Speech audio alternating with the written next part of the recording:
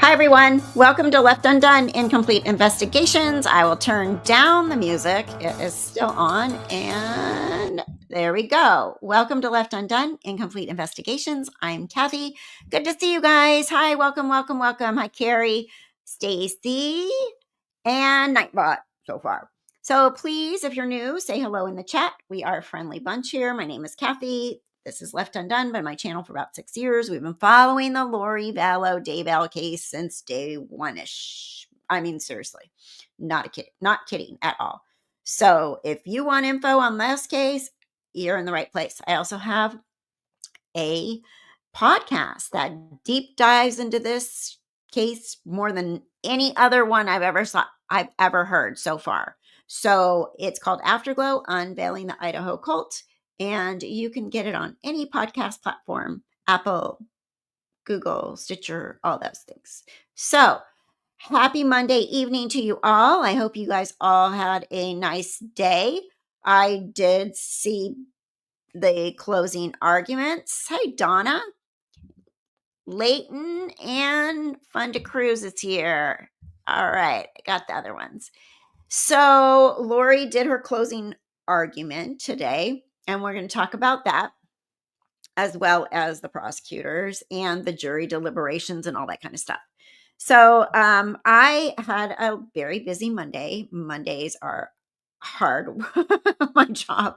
I'm so glad I was able to get done on time. Thank goodness. Yes, he was out there last night on Easter, and then he died. Poor guy was in the hospital all that time, and then I guess he picked a good day to pass away. Really, kind of stranger things have happened. Believe me, I'm a hospice nurse, so I see very strange things, very interesting, strange things that you're kind of like, wow, that can't be a coincidence. So, anyway, so how is everybody? Everybody good? I'm going to make my house cooler as I always do because this room is hot like it always is. And it was 90 something degrees. I think it's still 90 degrees outside right now here. Not terrible though. It feels fine. It doesn't feel dreadfully hot, but it's hot enough for 90. It's 90 degrees and clear, it says right now. But this room, for whatever reason, has the worst. What do you mean something's wrong? Do not say that to me. We need to cool the house off. Okay, that should work. So anyway, we won't keep you forever. Hey, Journeys, how are you? Oh, thank you so much, Donna. Appreciate that. I'll have to do a live sometime about my job. Yeah, like without names and stuff, some stories that I've experienced. Really interesting. In fact, yesterday, my mom, I'm like, oh shit. Because, she's always seeing invisible people and bubble people, and she hallucinates all the time. But I went in there and she was very lucid, and it was so weird. She goes, wait, I have to tell you something. And I said, what? She goes, my sister Anne was here. And I go, oh shit. Because her sister's 10 years older and has been dead for a couple years now, several years. And I said, what was she wearing? She goes, what, church clothes? I'm like, well, it is Sunday and it is Easter Sunday. And she goes, yeah, she was here. And we started talking, but I think she had to go to the bathroom. And so I let her, I started cleaning up a little bit. I moved this napkin out of here and I put this chair here and cleared off the little sofa in case she wanted to sit down. And then she just never came back. And I was like, was Dad with her? Like, come on, who was with her? Was Jimmy, my brother, with her? She's like, no. I go, what'd she look like? And she goes, she just looked like her. I go, did she look old? So this fascinates me because not that I want my mother to die, but even for months beforehand, they start seeing dead relatives and stuff, months, sometimes for a long time. But most of the time, it's soon before their death. They start seeing their parents, their dead relatives. It's bizarre. They stop seeing these purple dinosaurs and stuff. They see real people that come to escort them to the great beyond, wherever we may be going next. So I thought it was really interesting that she brought up my aunt and could describe what she was wearing. And, most of the time my mom lately with her dementia is talking nonsense, seriously. So it's very weird. Anyway, um, let's see. Two of my favorite people to follow are hospice nurses. Great channels, lots of awesome stories. Oh, awesome. You have another there's another one? Cool. Oh, thank you for the super chat, Justine. Finally catching a live. Love your channel and podcast. I appreciate you. Well, thank you so much. I appreciate you very, very much. Thank you for the super chat. It means a lot to me. What stage is my mother in? It's moderate dementia. It's yeah, we actually had to put her like, this isn't HIPAA because this is my mother, right? Like hesitate to say things, but I'm like, no, I'm not her nurse. I'm not her medical professional. But and she, it's good. It's a good learning tool instruction. She's moderate dementia is what they say. She is still ambulatory. She's still, for the most part, continent. She can't manage things. She can still dress herself. She can't bathe herself anymore. Um, and she can't really fix any food or anything, but once in a while I can put the stuff in the microwave, or I'll put some if she puts something in the microwave, she can never figure it out. So she needs to do that when I'm here because she can't figure out the microwave anymore. So there's a lot of things like we're going down like really fast. Hey, Angie B. Hello, hello. Nice to see you. How are you? Does she do fine when I'm working? Um, she does okay in the daytime. She thinks this is a boarding care or some kind of place because she's like, everybody was here. Where'd everybody go? Oh, it's very strange. She sees people. And so she doesn't think she's alone when I'm at work. I have cameras everywhere, the front, the sides, the back, the inside. So I have cameras. I can see her. And for the most part, she just watches TV and sits in a recliner. Now, by this time, when it's sundown, she gets very confused and sundowners. So I always need to be home, by 5 o'clock or so. And then sometimes in the middle of the night, she wakes me up screaming at somebody. She opens because somebody's knocking, which nobody's knocking.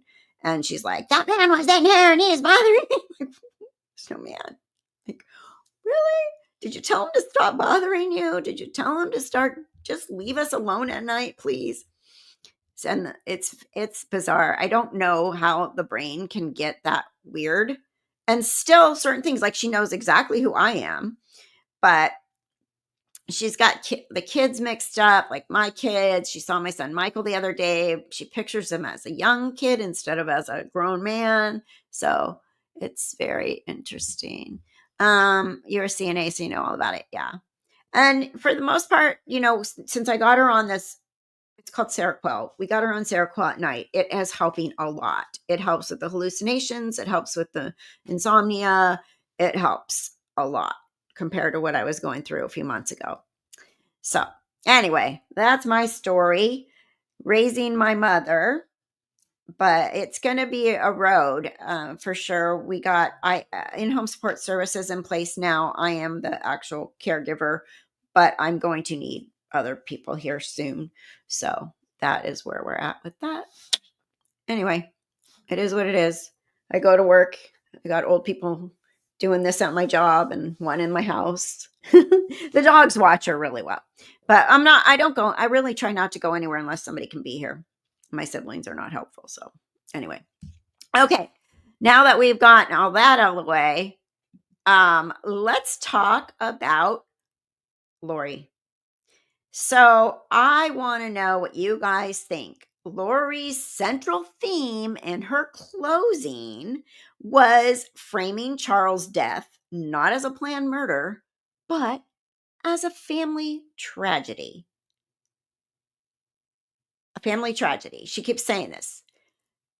What's she trying to do? Is she trying to get sympathy and downplay any of the criminal intent? Why does she keep referring to this as a family tragedy? I feel like she thinks that she can manipulate the jury. That's what I think. I think she's manipulated people so many times in her life that she thinks she can manipulate them. I know, right? What else can she say? Okay, we planned it. Whatever. It's Ned. It was Ned. Sorry, Lori, this was murder. And she did wear those shoes in Walgreens. We saw a picture of it. So I don't know why she's telling everybody that she was barefoot. She did. Yes. Nobody was murdered here. People die of accidental overdoses. Blah, blah, blah, blah, blah, blah, blah. Manipulation's the only strategy she has, right? Do families shoot each other? Yeah, that would be a family tragedy if somebody in your family. Okay, it's an actual. I would say for Colby, it's a family tragedy, right?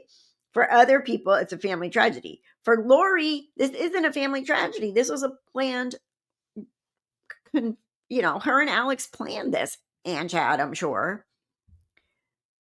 Um, Didn't she go with some party right after this so-called tragedy? I could be wrong. Yeah, everybody's talking about this pool party. I've never heard any real evidence about this pool party, but supposedly there was a pool party.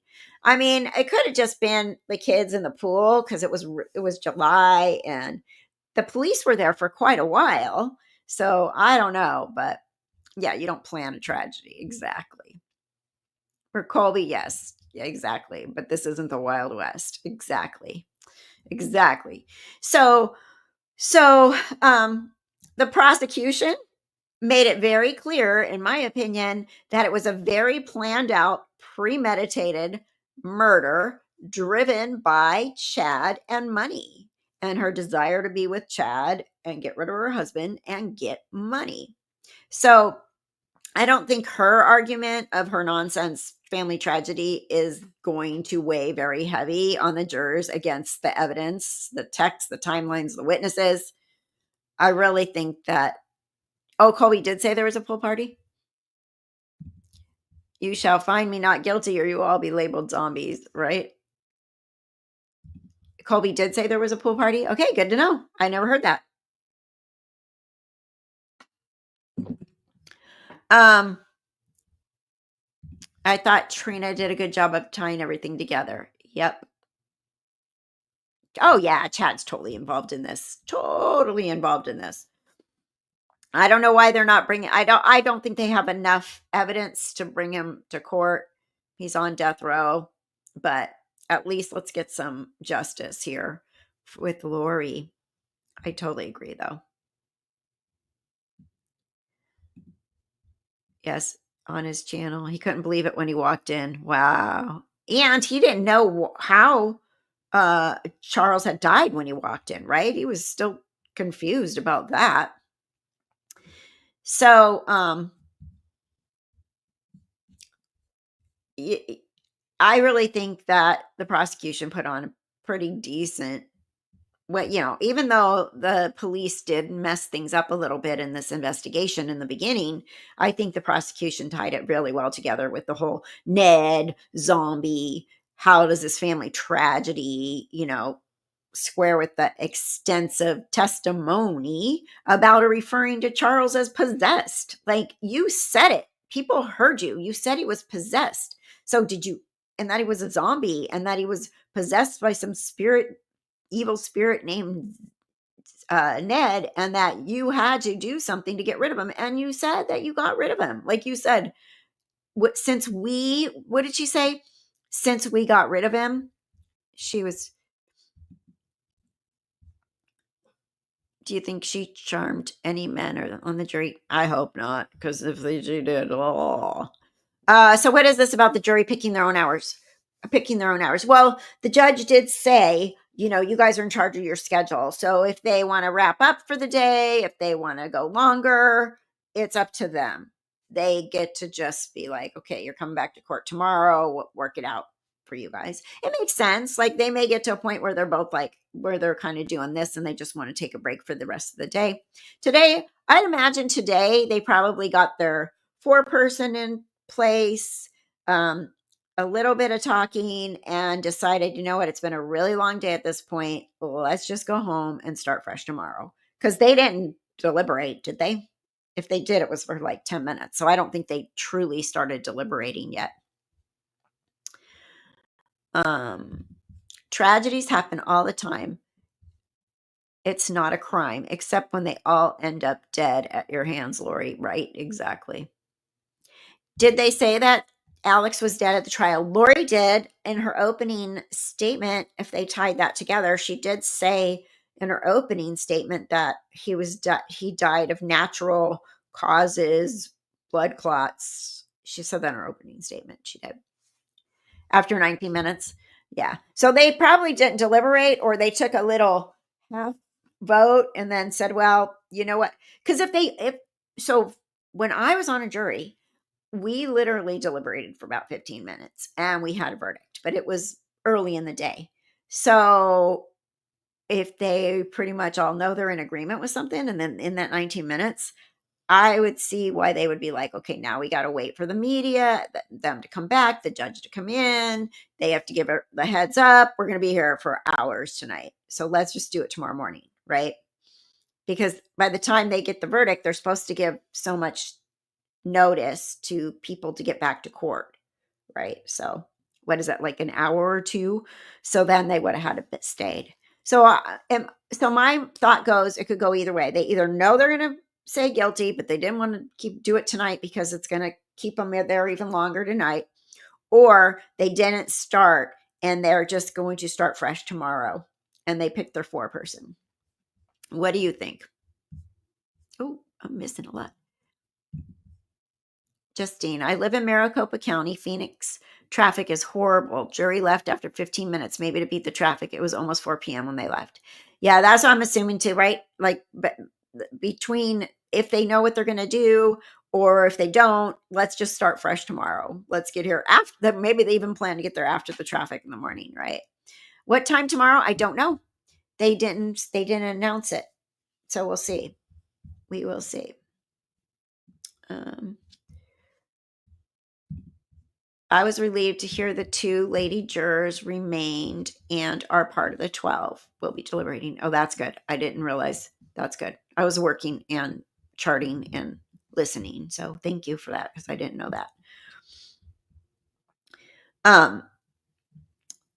So I missed this, but I heard something like she said she was praying for her husband.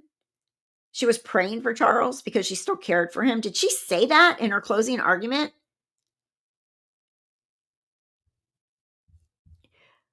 Well, it's up to the jury. The judge told them they can make they can make their own schedule. So if they want to come in earlier or whatever, I guess they can. If they want to go home at whatever time, I guess they can.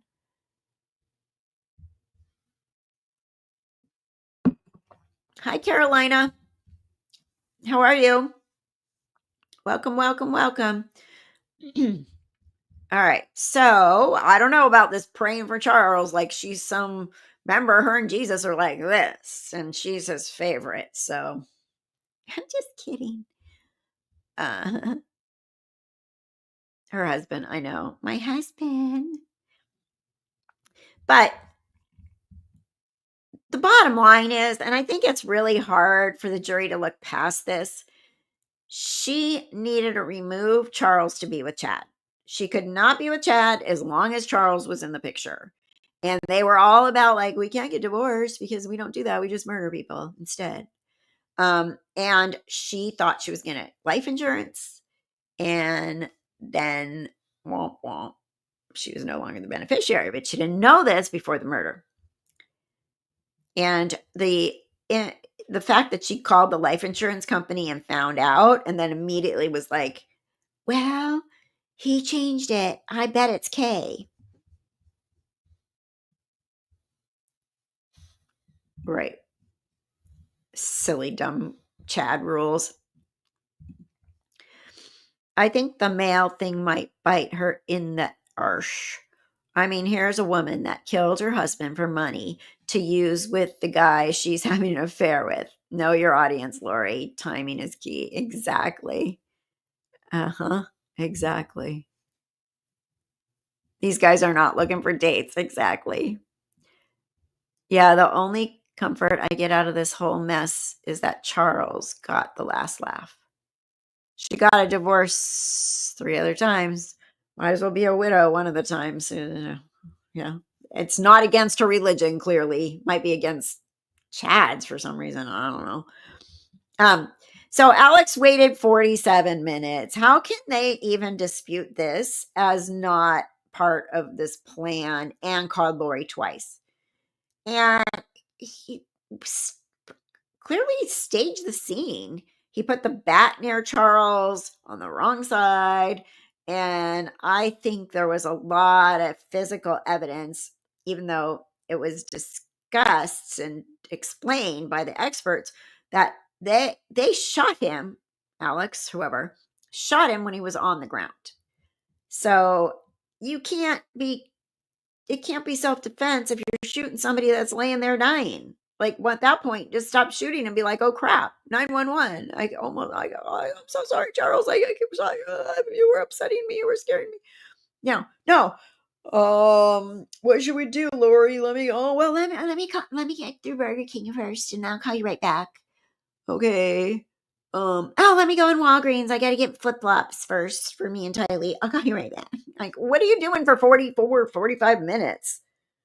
You and Alex calling each other. Stupid. I don't know how you can defend that.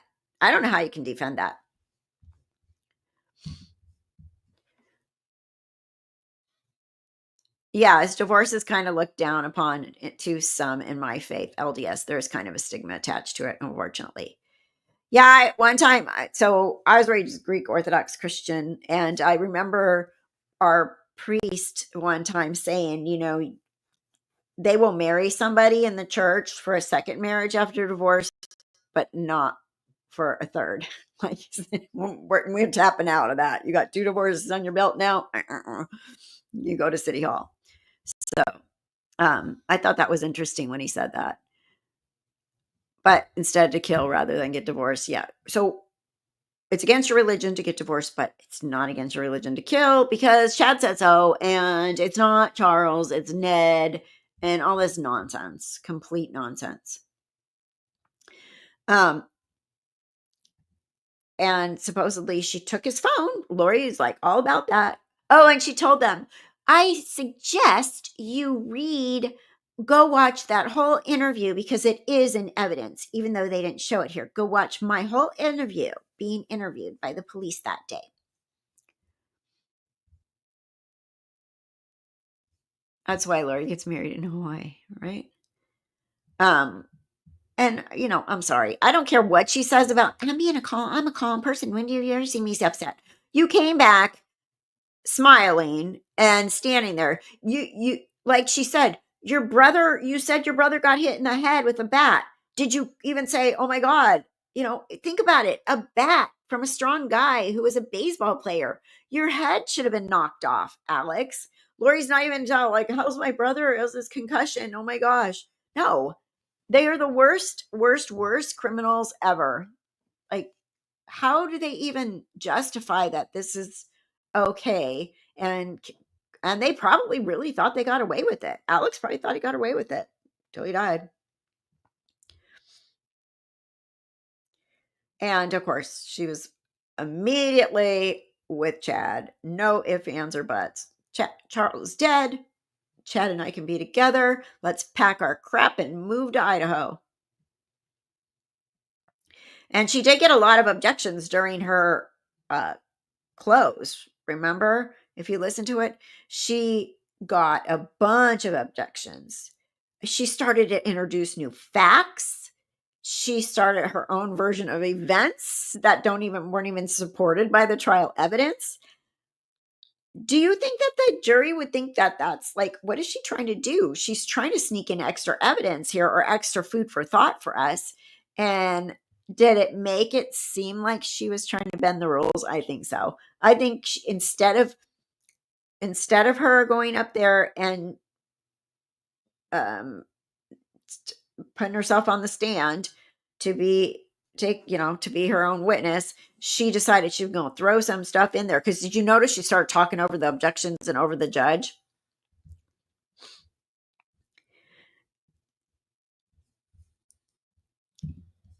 She admitted taking the phone in the first few minutes. Had I known nothing, I'd give this crazy guy his phone. Exactly.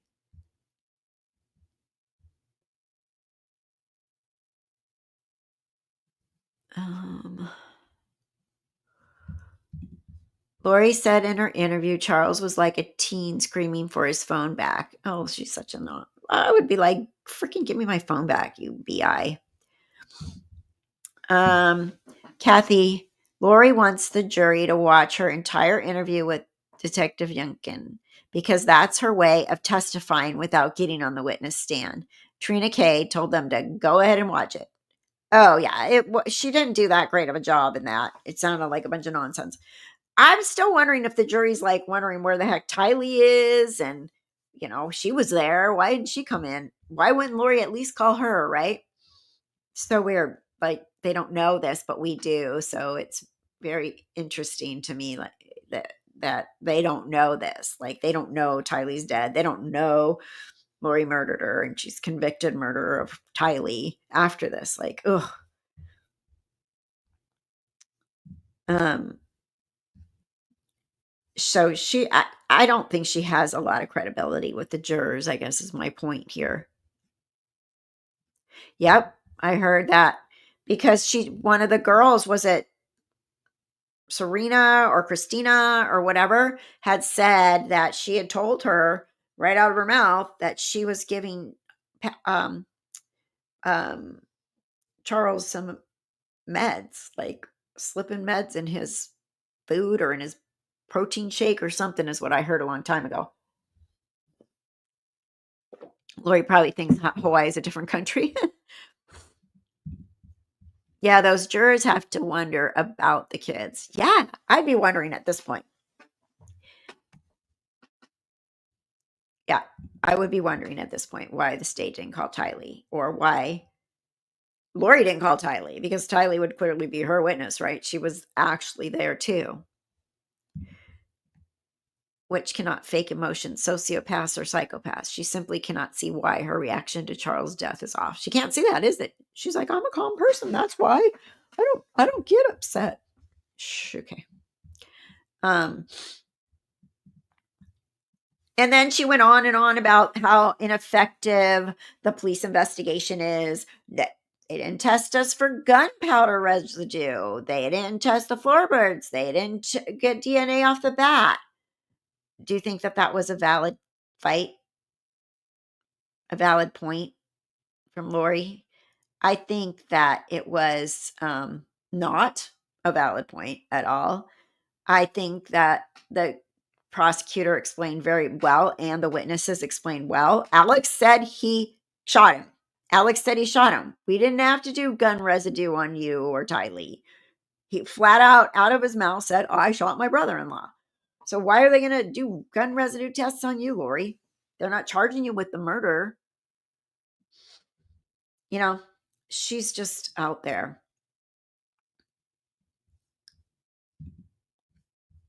I'm guessing if the jury has not heard anything about the kids, they probably think they are not there due to their age. Possibly. But at this point, Tylee would be, what, 20? 21? 22 almost? Thank you, Kathy. Kathy, Afterglow has been the best podcast for this backstory case. Thanks so much. Thank you. Thank you for watching and listening. But they should have done residue tests. Do you think they should have? 21. What would it have proved? If Alex said he did it. I don't know. I'm just wondering, because I'm just wondering why, what their logic was for not doing it, right?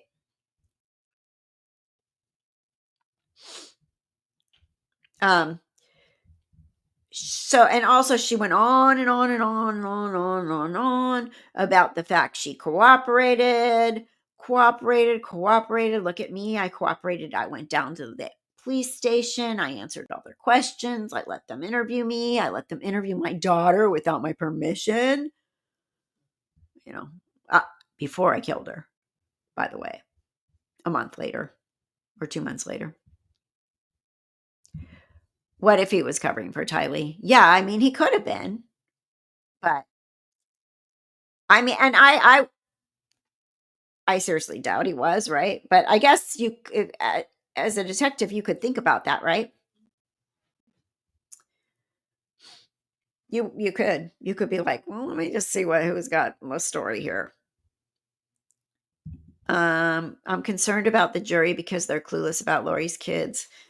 I know they can't come into play, and that was after the fact, after Charles's murder. So they had to be really careful about that. And Lori never opened that door like we hoped she would.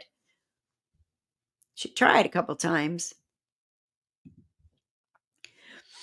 So is full Lori police interview and evidence or not? Back and forth with the judge and prosecutor seemed to indicate no, but Lori refers to it in her closing. So was it? Does anybody know? Because I'm assuming that she's right. The whole interview is there in the evidence, but and who just one of you guys just told me that Trina Kay said, go ahead and listen to it. It's fine. Go for it.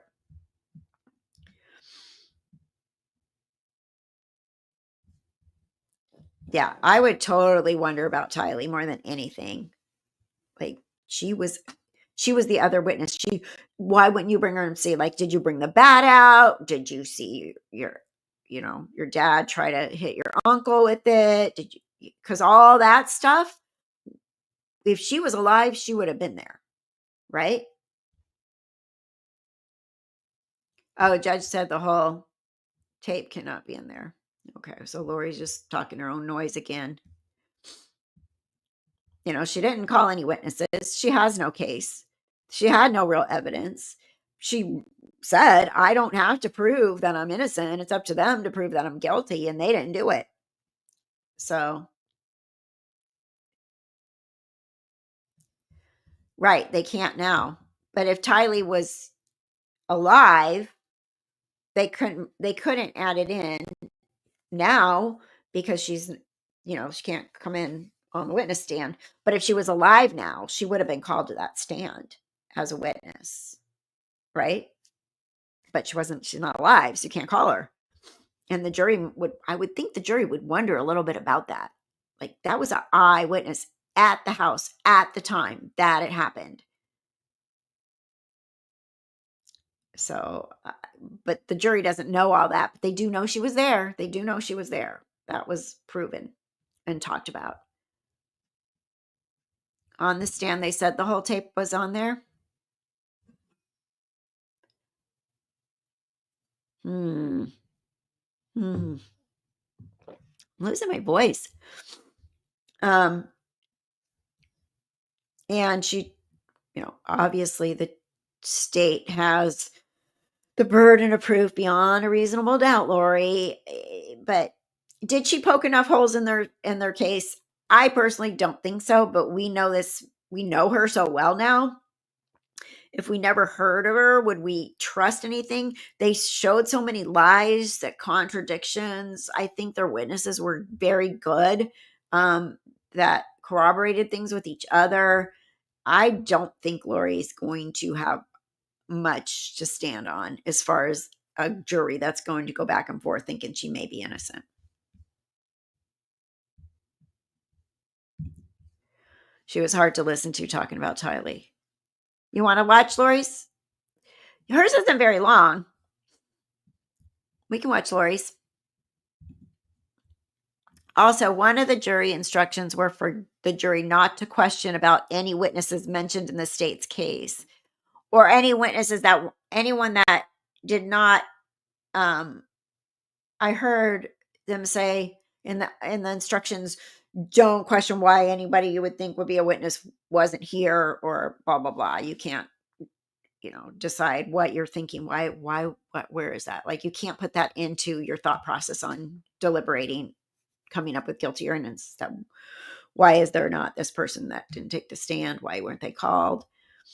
Now, I think personally they received the case so late in the day. It was a long day. They had all those jury instructions to sit through this morning, then lunch, then they had 2 hours of Trina Kay closing arguments, and then they had to listen to who for a few minutes. And by that time, I would say they probably were just spent and but like, we can do this tomorrow. Let's do it tomorrow. And I think the biggest thing is that they're going to have to just agree, because it's conspiracy to commit murder, right? So can the jury say for a fact or beyond a reasonable doubt that there was a agreement between Lori and Alex? Was their intent premeditated murder, or was it self-defense? Like, can they come up with that? I don't know what the title of my thumbnail is, because I did it last night, but if it says anything about a verdict, I was ahead of myself last night thinking that we'd have one today.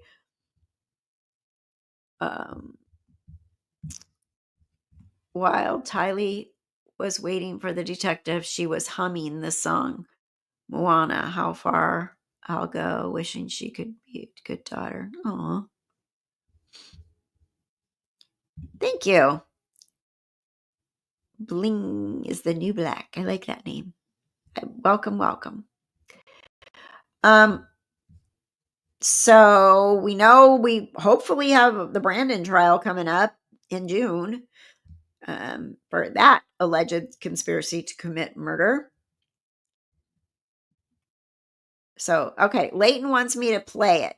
You guys want me to play at least just Lori? I'm not sitting here for 2 hours. Trina K's was very good, but we can listen to Low Loco. Let me find it.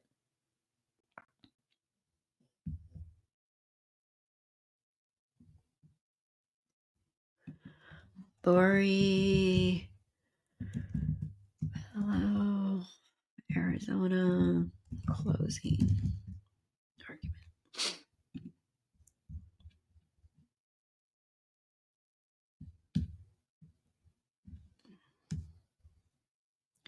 Doo-doo. Okay, let's see if I can find, we can get to that spot. That isn't just a news clip. I should probably go to Court TV, huh?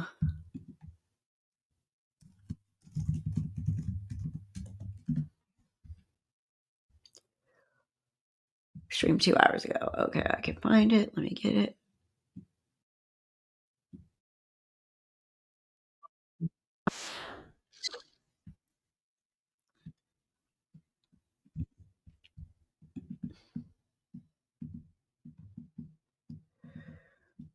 Okay. Think we're almost there. I got it. Okay. All right. Let me share my screen. Let's show.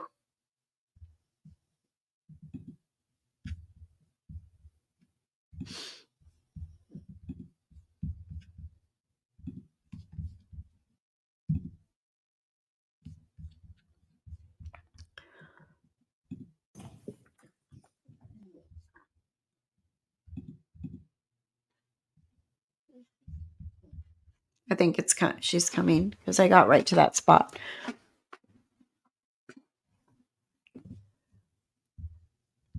What's she gonna call Brandon, my dear nephew?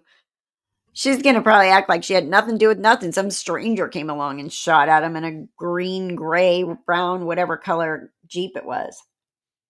And how about that evidence where you guys are all moving that tire in and out, Lori, of the what's it called? The storage place.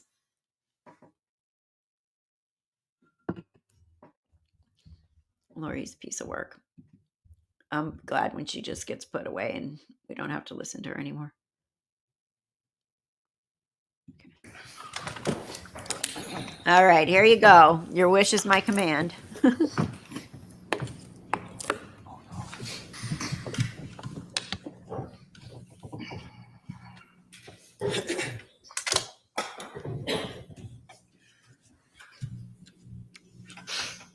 Ladies and gentlemen of the jury, the state of Arizona has the 100% burden of proving that I committed a crime, a grievous crime, conspiracy to commit premeditated murder of my husband, Charles Vallow.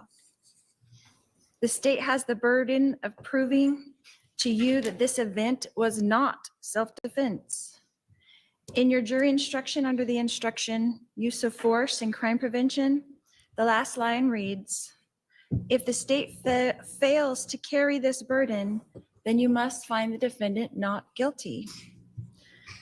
In the law, under your jury instruction titled Justification for Defense of a Third Party, the last line reads, if the state fails to carry this burden, you must find the defendant not guilty. Under your jury instruction titled Justification for Self-Defense, the last line reads, if the state fails to carry this burden, you must find the defendant not guilty. In your jury instruction, under presumption of innocence, it states, the law does not require the defendant to prove innocence. Every defendant is presumed by law to be innocent. Under the burden of proof, it explains that the state's burden is this. Proof beyond a reasonable doubt is proof that leaves you firmly convinced of the defendant's guilt. If, on the other hand, you think there's a real possibility that he is not guilty, you must give him the benefit of the doubt and find him not guilty. In Arizona, self-defense is defined as not being a crime. So let's look at what we've learned in this trial. We learned that a shooting occurred and that 911 was called, that law enforcement was notified. We learned that fire, EMS, and Chandler police arrived at the scene. We learned that my brother, Alex Cox, came out of the house with his hands up as directed by 911 and was questioned by the police in the driveway. We learned that I came up with my daughter Tylee, and we were told to wait by the car until police would speak with us. We learned from Detective Inklin on the stand that we asked for Tylee's medication from the house for her panic attacks, but it was not given to her. We learned that eventually my brother Alex was taken in a police car to the Chandler Police Department uncuffed. We learned in this trial that my daughter Tylee and I were also taken to Chandler Police Department in a police van. We heard from Detective Inklin's testimony that her goal was to make small talk with us. And the jury will determine what the testimony did or did not show. Go ahead. That her goal was to make the small talk with us and all the way to the station so she could speak with us separately before we would talk about what actually happened. We learned that all three of us were separated and taken to 3 interview rooms where we each told police of the events of the day, each from our own perspectives, and answered all questions asked of us. We saw snippets of that interview in the trial here. The state did not show you the entire interview. Most of my police interview is admitted, though, into evidence in this exhibit. It's number 286. And I would encourage you to watch that entire interview when you start your deliberations. That's what we were talking about. She says the entire interview is in there, and she encourages them to watch it when they start their deliberations. Now, do we know for a fact it's in there? She's saying it is, but it's coming out of Lori's mouth. It is important. It is important for you to determine for yourselves my demeanor and not listen to anyone else. You can see it with your own eyes and hear it with your own ears. We heard from several witnesses that because this event was almost 6 years ago, that their memories of the events and statements were probably better back then. Well, my police interview happened that very morning, and I told the police the events from my perspective at that time. It is admitted into evidence and will answer many of your questions. You did not see Tylee's interview, but we did learn from Detective Inklin that she did an interview that morning as well. You did not see Alex's interview, but we learned that Alex was interviewed that morning by Detective Moffett, the original case agent, whom we did not hear. Because they're dead, Lori, because you killed these people and they're gone. And they can't admit that in evidence because they're dead. And the jury can't know that, but there's a big hint there that there's a reason why you can't interview them or put them on the stand or watch the interview. She's so manipulative. She's trying to make them think that Look at all this crappy trial. They didn't even bring these people in. You didn't even see their interviews. Like, whatever. That's what I'm getting from her. She's trying to act like they didn't even give enough evidence because they didn't even show this other stuff that they should have shown, in her opinion. Hear from in this trial. The state chose not to show you those interviews. Objection, Honor. Or let you listen to the 911 call. Right. The jury shall disregard that last statement. Do you see how she purposely kept talking over the objection? She wanted to get that in there.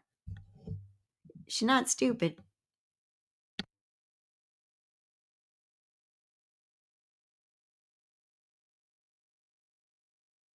Okay, the jury can only consider what was admitted into evidence. We learned in this trial from Officer Kautheim's testimony that Alex was injured on the back of his head with a bump, and according to his testimony, a 1-inch laceration. We did not see those pictures. A 1-inch laceration on the head. And we know that all of us that have had kids know that head injuries bleed and goose eggs are real big on a head. So clearly it wasn't that bad, because did Alex need stitches? Did he even need a Band-Aid? Did anybody even look at it? He patted it with was the towel soaking wet with blood? Alex did it himself. Alex conked his own little head somehow in that 45 minutes. I could hear them in my head on the phone. Well, go do something. You don't have a bump. Like, go cut yourself or something in your head, Alex. Like, make it look like you at least hit you for real. You know, I can hear them in my head, that this conversation during that 40 whatever minutes that they didn't call 911.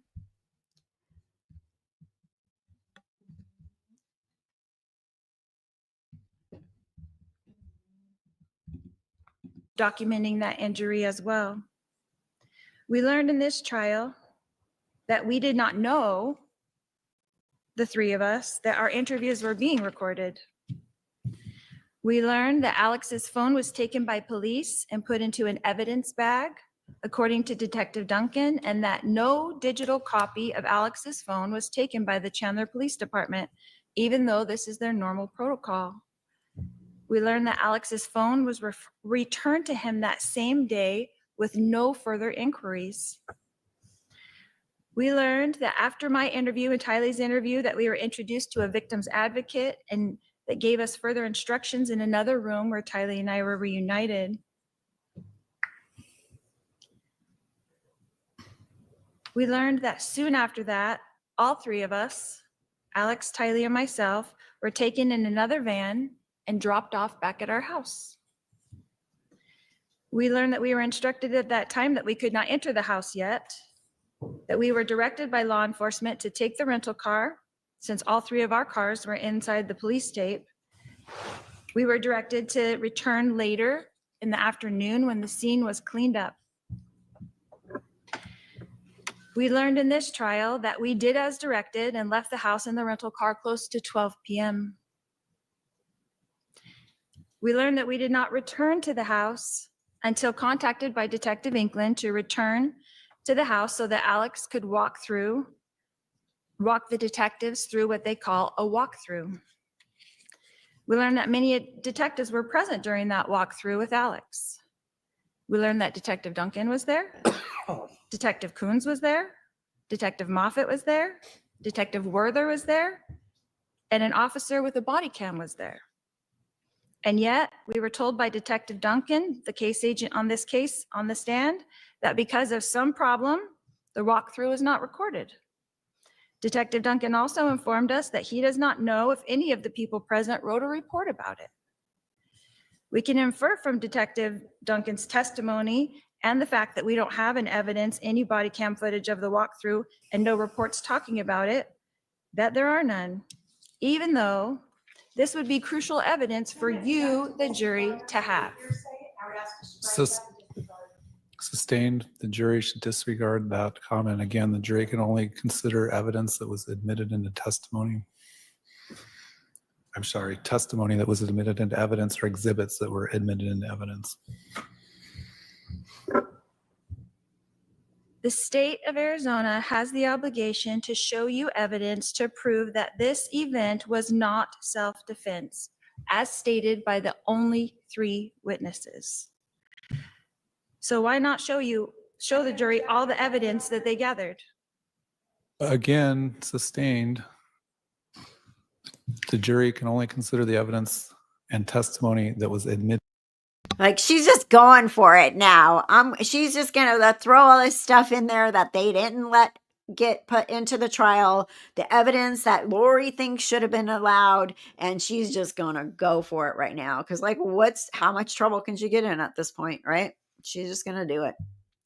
Make them all think that things were held out and they couldn't see all this important evidence. Yeah. Admitted into evidence. We learned in this trial that Alex fully cooperated with law enforcement. We learned that my daughter Tylee fully cooperated with law enforcement. We learned that I fully cooperated with law enforcement. We learned that law enforcement treated all of us that day kindly and courteously on July 11th, 2019. She does have her stupid wedding ring on, huh? I saw it when she went like this. She put her hand this way. Oh my God, she's still married to Chad Daybell. Ridiculous. In her mind. Oh, yeah. That law enforcement treated us that day like this was self-defense. We were not given instructions to stay in town. We were not given instructions that we were under investigation of any kind.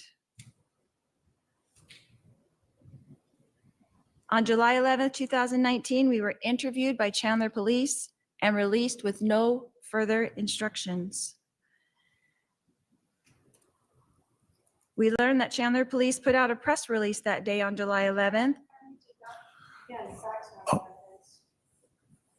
I'll sustain that objection to the extent the jury is to determine what the facts did or did not establish. Under Arizona law, I had the right to self-defense. Tylee had the right to self-defense. Alex had the right to self-defense.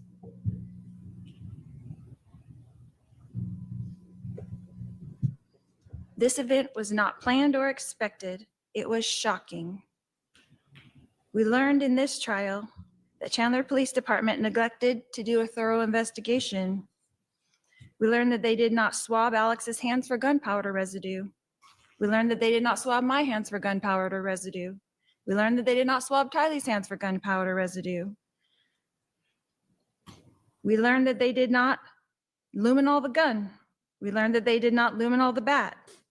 They did not test the DNA on the bat that they collected. They did not test the floorboard. They did not test the projectile. They did not test my husband's shirt. They did not. Wait, they did do DNA on the bat, didn't they? They did do DNA on the bat. I heard, and that was like undetermined if it matched anybody, right? Am I crazy? Yeah. Shocking as you put your kids in a backyard. I hope those jurors let people have interviews when they find out that her children are murdered by her and she's convicted felon for this. And that Chad is on death row because of it. I would love to see those interviews. I hope that they can. Percy, what are you doing? Lay down. You're making a bunch of noise back there. Deja vu. This reminds me of Lori's opening statement. The evidence will show. Instead, she's saying, we learned, blah, blah, blah. Lori, they didn't test anything because of your self-defense narrative. Right. I mean, come on. All right, back to it here. Not search the rental car. They did not search any of our 3 cars that were there at the scene. They did not test the gun until over 5 years later. The Chandler Police Department did treat this event just like it was self-defense and a tragic family event. We learned in this trial that Charles and I were obviously having marital problems. Regardless of what was happening in our marriage at the time, on July 11th, this was self-defense. When Tylee came out, I mean, she's not under oath, right? Because she's a lawyer. She's not a witness. So she can say anything she wants, I guess, up there. But she's a big fat liar. We all know that. And she's assuming these jurors are stupid enough to believe her. Or she's grasping at straws or something. Something. Oof. came out with the bat to protect me, her mother. Charles did not have to take the bat from Tylee and start swinging. At 62 years old, Charles had a choice that day and could have put the bat down. A 2-minute period changed our lives forever. It was the fingerprints. Thank you. I couldn't remember. I knew there was some testing done on the bat. Thank you, thank you, thank you. Nate said that big news stations look into the jurors and many have their interviews set up right after leaving court. I believe it. They aren't coming to Left Undone, huh? They're not coming over here. Whatever. It's fine. We got our own combos going on over here. We know what's happening. Right. She still can't testify. Exactly. She tries, though. Clearly, very well. She tries. How are you supposed to choose between 3 people you love? Your husband, your daughter, your brother? Testifying at this point? Not facts. All right, hold on. All right, I'll caution the defendant not to testify about things that were not entered into evidence.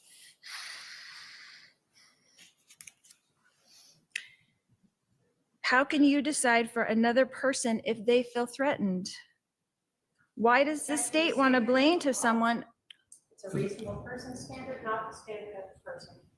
I'm sure you'll point that out in rebuttal. I'll allow the argument as that inference. Go ahead. What I heard is that I heard this today from Nate. I think it was from Nate that they all will be able to come out and there will be like a press when they leave. The press will be there and they will be able to speak to them if they'd like to after the verdict comes in, and then they're going to bring them out there. And I thought that's weird. They're literally going to be like, okay, go out there and talk to the media if you want. They're waiting for you right then and there. I find that interesting. And I don't know if I misunderstood that, but I swear that's what he said. Anybody know? Trina's the goat.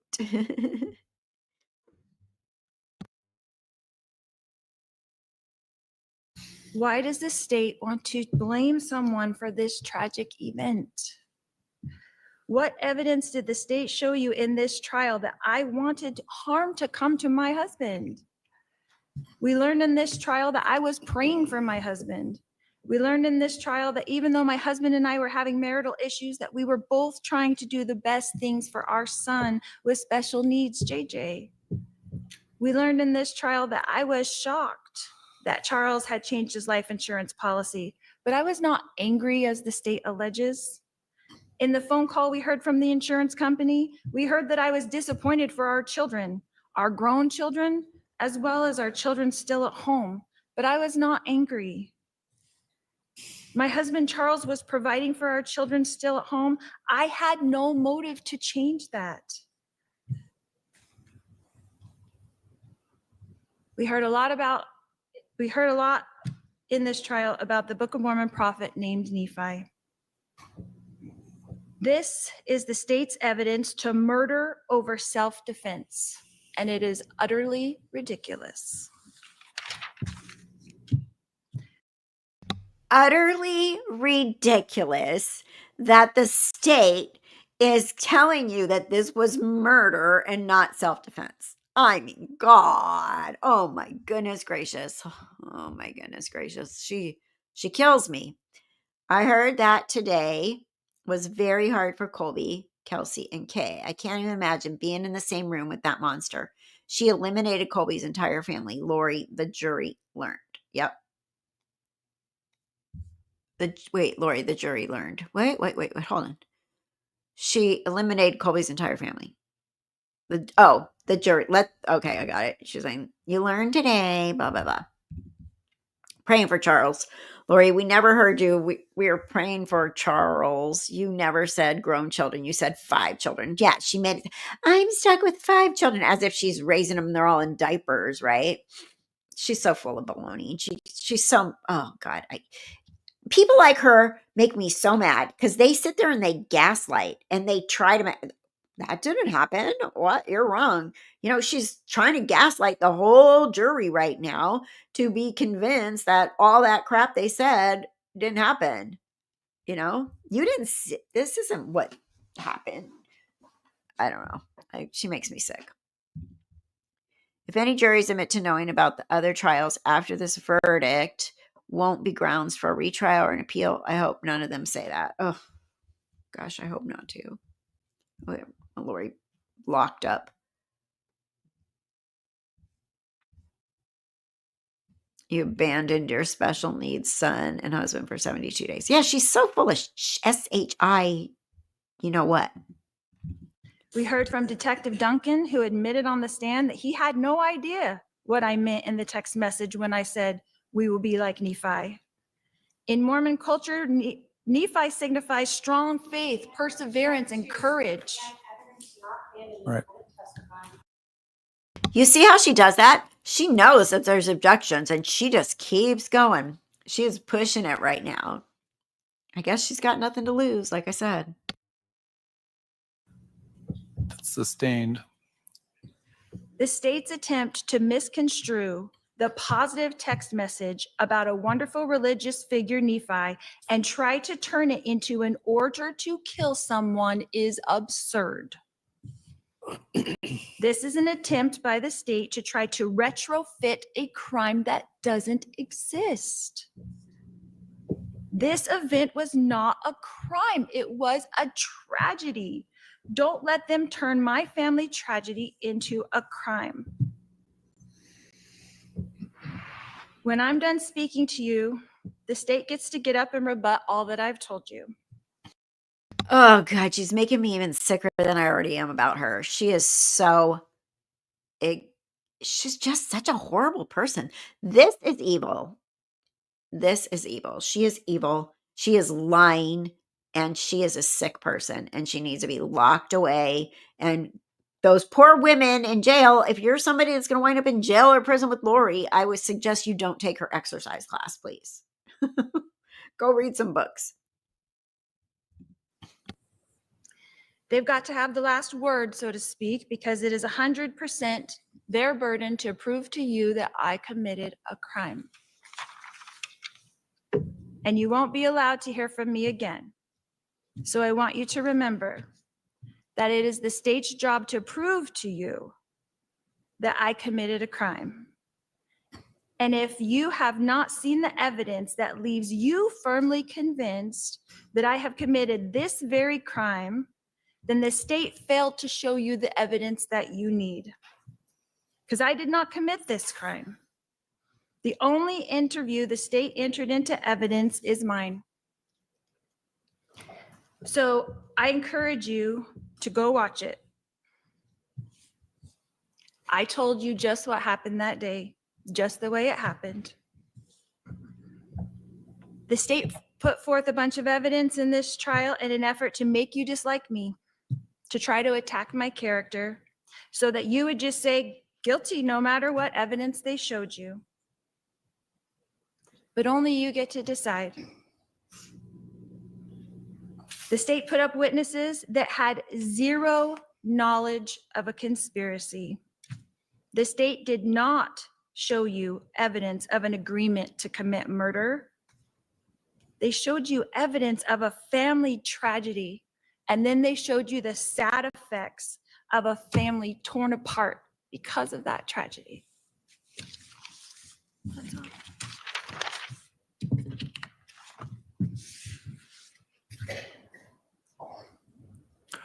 All right. The state does have the burden, so they have the right to open and close the argument.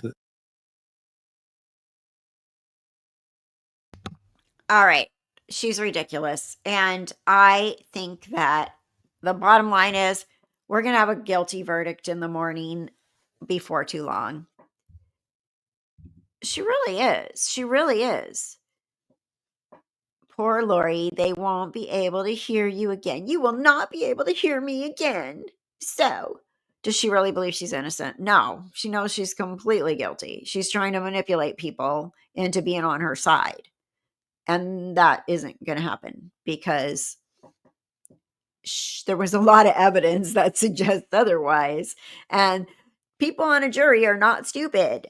They're a group of people that can come up with a decision, and they're not going to be like an OJ jury. They're gonna, the evidence is there. The evidence showed that Lori is a liar. She wore shoes into Walgreens. She waited 44 minutes to, for Alex to call. They waited. She knew he waited. She was there when he was shot. She didn't call 911 either, and then confesses that she was there. She's insane. And not in a, like, go get some meds insane. She's insane in, like, if you think you can manipulate these people, you're wrong. And if there's anybody on that jury that believes her, I'm going to be sick. Sick, I tell you. All right. So let me see. If I had any other things I wanted to talk about. So do you think that Lori saying her family, it's a family tragedy, you think that helps or hurts her case? I personally think it hurts her case because she's downplaying the fact that her brother shot her and all this evidence, Why not twist it and blame Alex on the whole thing? Like, he's not here to defend himself. I think her defense is stupid. Proof that Lori hasn't learned one good thing in prison. She should have just pleaded guilty in the beginning and spared the surviving family members. Yes, she should have, but Lori likes to put on a show, apparently.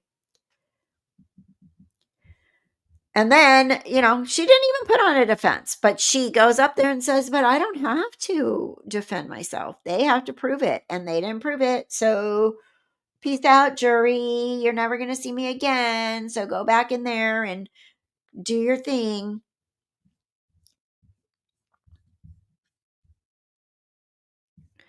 Anyway, that's that. So it is, oh my God, I'm so tired. It's 7:38 here. I got some things to do.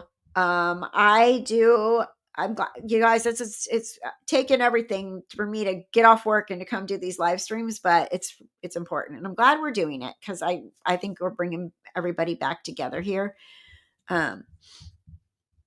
And I really appreciate you being here. You guys are awesome. And, for a while I was kind of like slacking on my channel just because of life.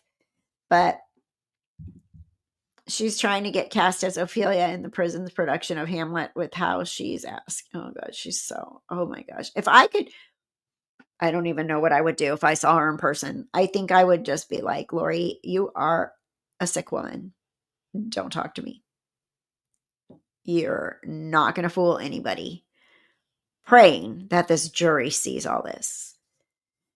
It does make me a little nervous that they don't know anything about the kids' murders, but I think in the end, they're going to come up with the right decision because Lori, there were so many lies proved against her. And, and her stupid, what about my chicken enchiladas? Like the stuff she went on about that was important to her. No. Thank you so much. You truly know so much about this case, and I appreciate your perspective. Thank you, Justine. Nate needs to get an interview before she goes back to Idaho. He says he's been off the record talking to her for a long time, so I guess we'll see.